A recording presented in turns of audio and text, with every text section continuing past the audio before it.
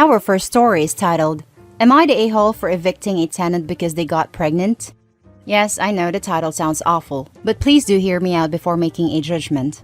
I will accept whatever judgment I'm given. I, 30 male, purchased a 3-bedroom condo in Toronto, Canada 5 years ago when I was in my second year of medical residency. Soon after the purchase, I rented one of the rooms to my roommate, 29 female, to offset the costs of the mortgage. I live in one room, she lives in the second, and the third is my study/office. She has been a great roommate from the beginning. We aren't necessarily friends, as in we don't do things together for fun, and we get along exceptionally well.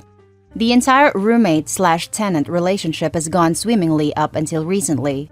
A couple of weeks ago, my roommate broke the news to me that she is pregnant.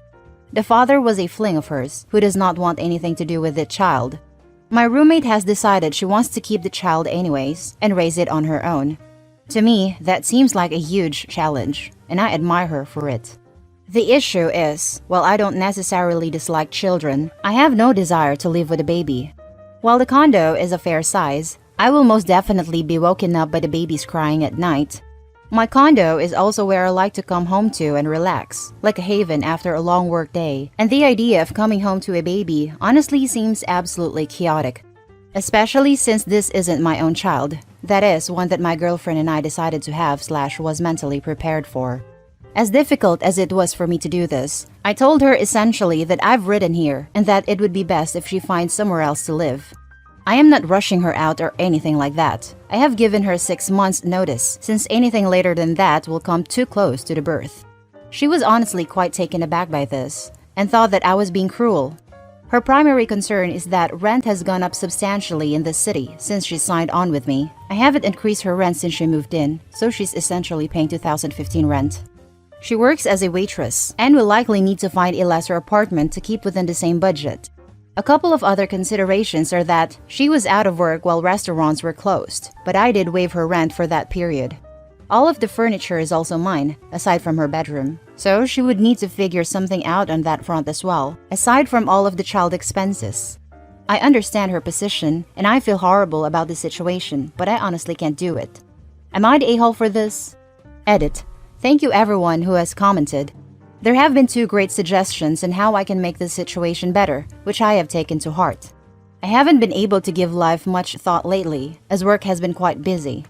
Firstly, I have a friend in real estate, and I'm going to see if they can help her try to find some affordable listings.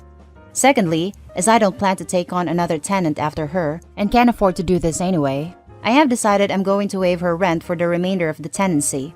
This will hopefully give her a bit of a boost to get on her feet. Edit 2. I'm just checking on this for the first time today. My god, I was not expecting anywhere near this many replies. Thank you to everyone who has commented. I am about to head into surgery, but I will do my best to get back to as many people as I can later today. That's the main story, and now for the top comments. Not the a-hole. It's your home. You are allowed to live with who you want to. She's an adult. She has 6 months to figure out a new living arrangement. Edit.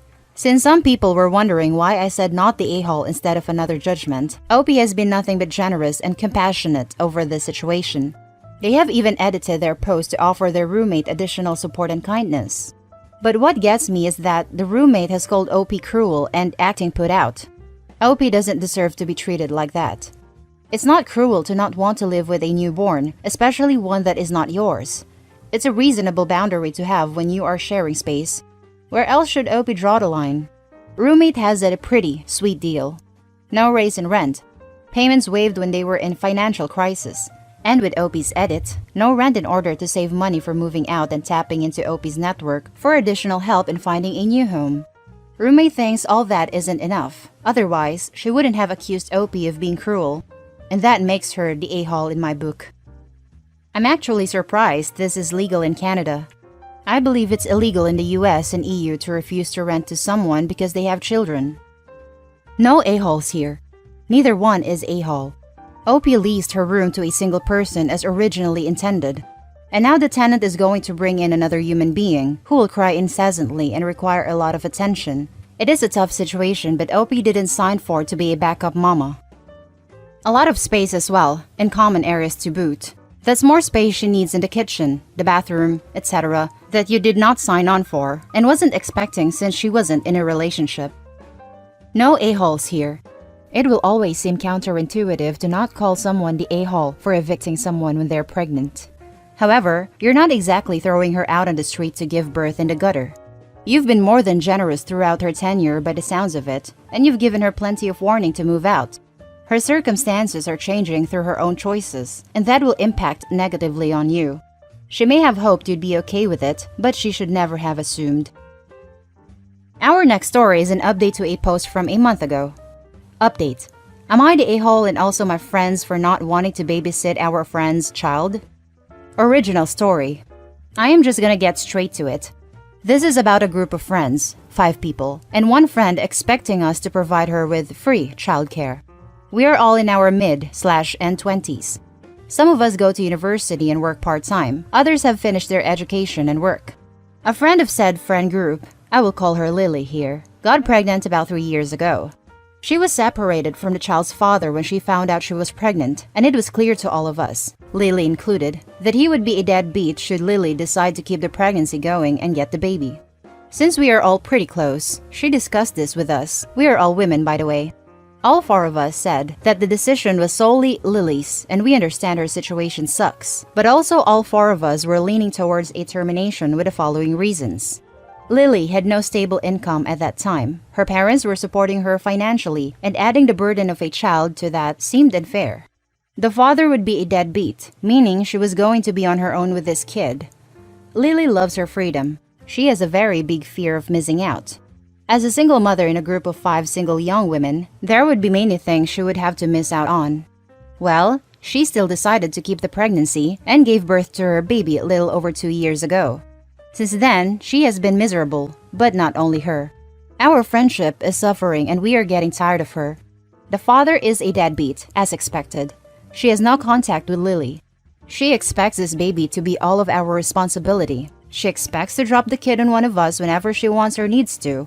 She expects us to rotate with missing out on events so she can take part in some of them as if this kid was a common responsibility to all 5 of us and not just her. We specifically don't have kids because we want to live our lives and not take care of a child. Lily gets frustrated with us over this. She thinks, as friends, we should take on this responsibility together. We think she was the one who decided to have this child. It was her decision and is her responsibility.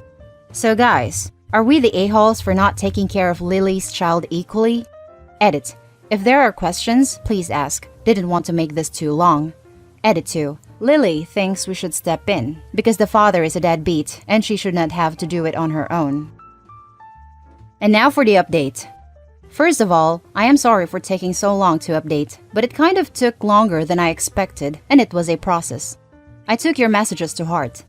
After posting here, I first talked to the other 3, making sure we were all on the same page. We then arranged a meetup with Lily and had a very long, very tough conversation. We were really honest with her. We told her we love her dearly, but her child was solely her responsibility. We are not and also do not want to be any sort of parents to her child. Here's what we discussed. We discussed what you guys suggested.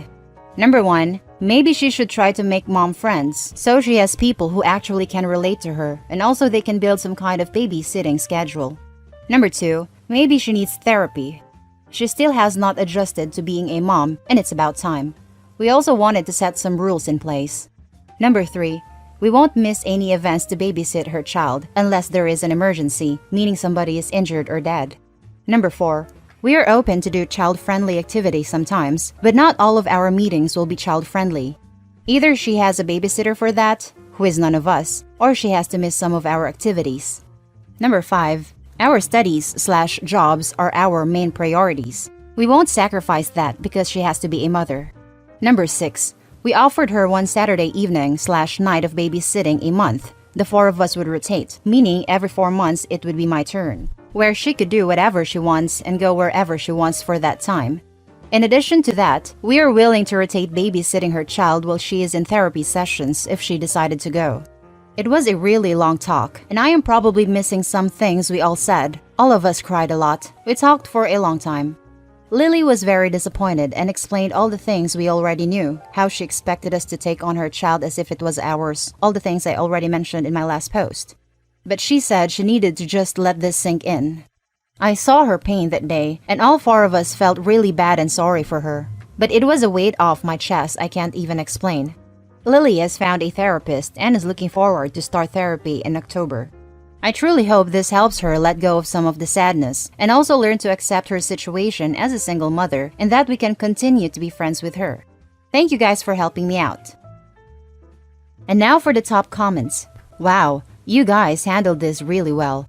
Offering to babysit while she goes to therapy is great. I really like that. I'm glad it ended with resolution, if not happy for everyone. I'm still confused why she thought that she was having a group child, but it's good for her to work that out in therapy. Yes, this expectation seems absolutely delusional. I understand wanting to have a network of people who can be supportive, but basically looking for co-parenting from your peers is absolutely a bizarre expectation to have for people without a lot of prior discussion. She expected us to take on her child as if it was ours. It really wrinkles my brain why she would expect this. Maybe she was taking "it takes a village" too literally. I think that mentally would have been okay if the OP and her friends were mothers in need of child care, because then it wouldn't be so one-sided. I hate that "it takes a village" saying. I get that it's meant as a kind of we all have a responsibility to look out for children kind of thing, but I find it's always said by people who hand their kid over to anyone who will take them all the time, or people who try to push parenting responsibilities onto people who aren't the parent. A kid doesn't want to be passed around a whole village.